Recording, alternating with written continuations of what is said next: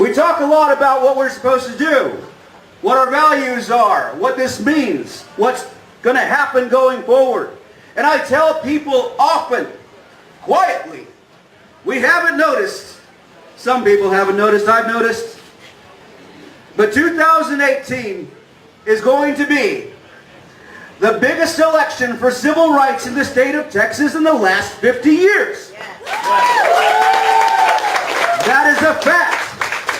How do we know this? Because we paid attention to the last session in Austin last year, and we know what happened. Really quickly, tell me one thing that they tried to do in Austin last year in 2017. The bathroom bill, exactly.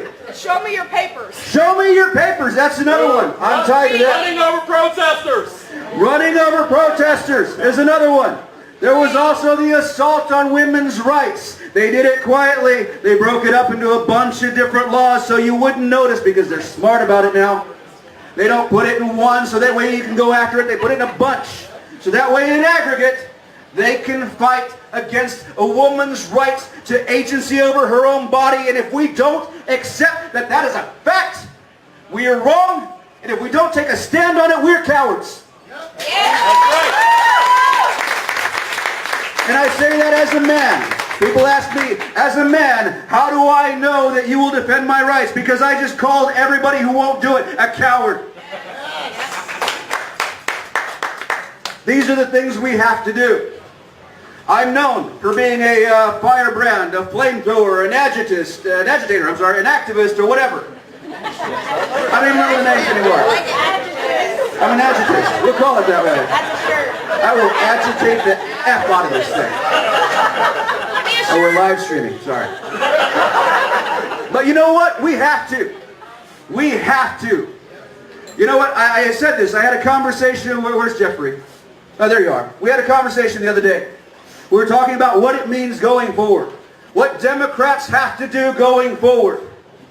And there's this thing right now where people say we have to moderate our message. We have to make sure that what we say doesn't offend people who are right-leaning. And I think that's wrong. And you know how I know that's wrong? Because we have two people who are Republicans right now. I'm going to point you out. There's one. Where's the other one? Where's the other one? Where's the other one? Where'd he go? Where'd he go? Where'd he go? Former. I'm sorry. Let me say that. Former. But nobody, yeah, he's at the bar. He's a Democrat now. No one had to go and fool these guys into voting Democrats. Right. No one had to do that because they have values and they know what those values mean. And those values were so important to them that they not only decided that maybe they would vote Democrat, they decided to run as a Democrat. No one had to seduce them. No one had to use special language. All we had to do was hold firm to the values we believe in. And if we do that, we will earn the votes, we will earn the hearts, we will earn the minds, we will earn the devotion of people, and we will earn the right to protect people in this country, in this state, in this city, in this town, in this precinct. That's what we do. That's why it matters. That's why we don't lie. That's why we don't moderate what we say. We stand firm on what we believe in, and that's how we move forward. Because if people believe we will stand for them, they will stand for us. Yeah. And that is a fact.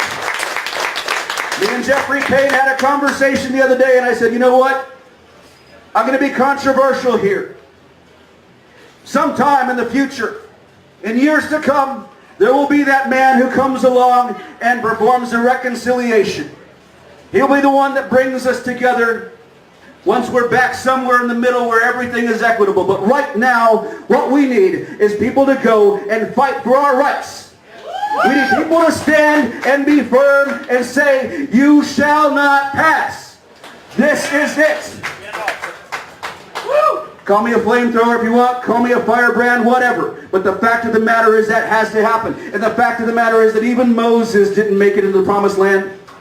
He didn't. He struck the rock. He got the water. He made some people mad, even God. But fine. If we have to do that to make sure we protect the people, we will do that. And that is what we need to be doing. And that is what we need to be double downing on. And you know what? If we do that, people will stand for us. Now, I'm in a district, 64.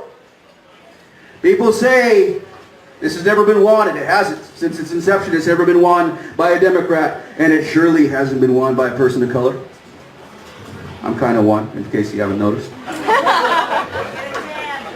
Thank you. You don't crack. But the fact of the matter is, we can do this. If you look at the percentages, you go, this is a daunting task. We can never go from 65% to 35%. I tell people, I only need 6,000 votes. Yes. I only need half the people that came out last time to maybe bring a friend. Bring that friend who believes the same thing they do. And if they do that, we'll have a landslide. Because there are a lot of people who believe the same things we do. They just buy into the numbers. They buy into the percentages. They buy into the thing that they're sold, that they can never win this. We can. Yes. All I need is those people to bring that friend, to make that friend believe.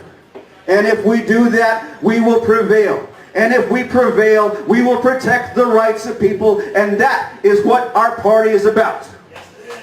That is why I'm standing here today in front of Will Fisher, in front of Jeffrey Payne, in front of people who have taken aggressive and active stands, in front of people who are not cowards, in front of people who don't lie, in front of people who don't want to misdirect or fool people into voting for them.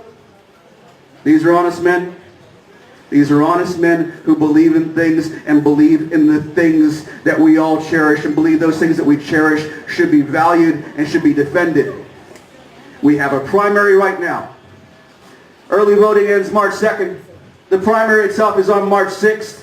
If you believe in justice, if you believe in civil rights, if you believe in making our country what it was meant to be, vote for me. I said that quietly. But I would also urge you to vote for Will Fisher and for Jeffrey Payne. Thank you very much.